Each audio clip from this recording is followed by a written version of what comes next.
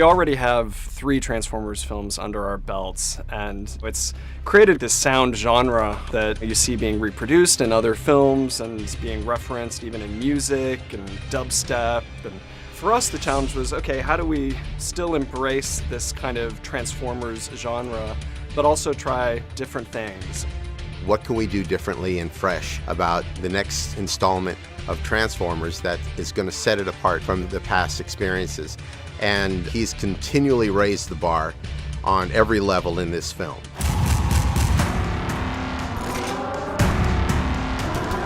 Globally, I think the biggest thing that we really tried to mix up in this film was how to play with the abstractness of sound design. The way I think about sound design is that it really is an abstract art. And what you're hearing is often or usually not at all what you're seeing. And Transformers is kind of the perfect canvas for being abstract and using things that are totally different. The film opens in space. You see some kind of mysterious things floating through space. For the sound of those, we actually went to some of the sound recordings done by the Galileo spacecraft. And it picked up all of these amazing sounds like the electrical fields of Jupiter, the sound of passing through these different fields and picking up all of the static electromagnetic energy from the outer solar system. And there's some haunting, eerie sounds. Audiences will notice that Optimus is kind of in bad shape when he's introduced in this film. And so we didn't want to use the same kind of semi-truck recordings that we've recorded in the past. We wanted to have a fresh palette for him. So one of our editors, George Pereira, tracked down this monster truck, which was used in rally races. And so they went out to, I believe it was Willow Springs, to record a whole set on this monster truck. And it's got just this great, gnarly quality that was a wonderful way to reintroduce Optimus.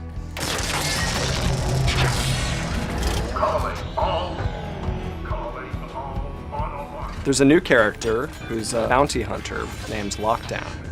And we're kind of trying to figure out sort of Sonic's signature for him, something that was menacing. And at one point we kind of stumbled upon the idea, well, what if we pay homage to one of the most classic sound effects in film, which was created by Ben Burtt for Darth Vader. A lot of the times Lockdown was behind a mask. The first time we see him, he's surfacing up through the water. I thought, well, this is perfect. Let's just kind of go with a suction, vacuum kind of vibe, and kind of tipped its hat to the archetypal villain in cinema, it seems like, and it seemed to stick, and we went with it. It's great.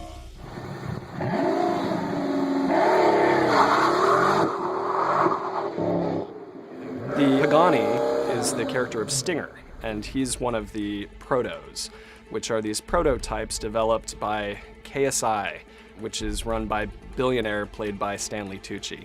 And we wanted them all to have this kind of corporate feeling to them.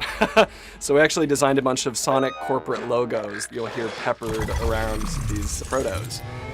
Fans with a discerning ear should keep those ears open when they hear the film, because we've planted a few little Easter eggs from little homages to the original Transformers from the 80s. One of them is the original Transformers sound, which has been very much an inspiration for us through all of the films. It's the classic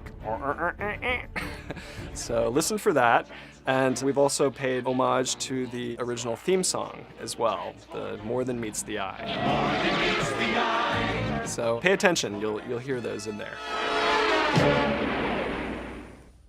This was a mix where we were really under the gun because there was a lot of pressure because of a deadline and because of the visual effects coming in late. When you have this huge sound coming at you constantly for 15, 16, 17, 18, 19, 20 hours a day.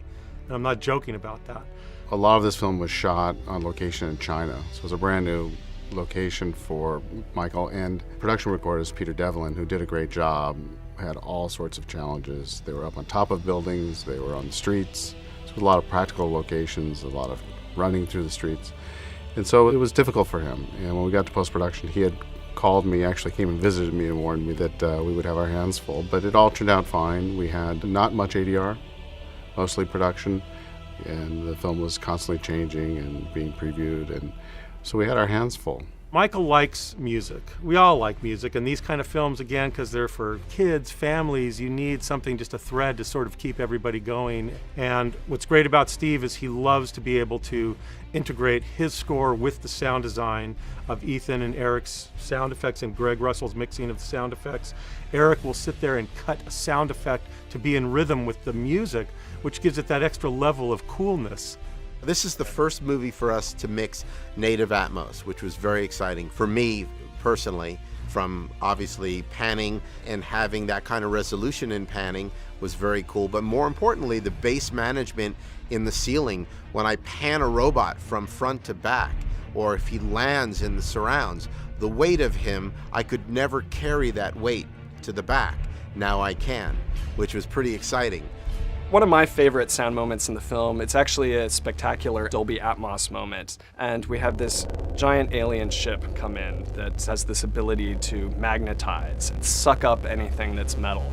And so using Atmos, we're actually able to create this feeling of sound pulling you up into the ceiling in these waves and ripples. I ended up experimenting with tons of different electrodes and electrical types of source material. Ended up completely in a synthesized version of just modulated square waves and triangle waves that I processed to a point that kind of gave me this little static charge, and then also had the support and the weight underneath that would be representative of the force that is capable of tearing a city from the ground up. It's a lot of low end. It's a good reason to go see it in a theater and not watch it on your laptop, you know, once it comes out on Blu-ray, because it's something that you feel in your whole body. We really want the audience to embrace any of these new sound formats and sort of look for that when they're looking in the newspaper or buying a ticket online. We want them to say, hey, let's go see this in Atmos, let's see this in IMAX. We want them to really engage and participate in the sound of the film that they're going to be watching. And if there's any film that you participate with sound, this one is crazy cool. This is a very dynamic, full, balls to the wall experience of sound.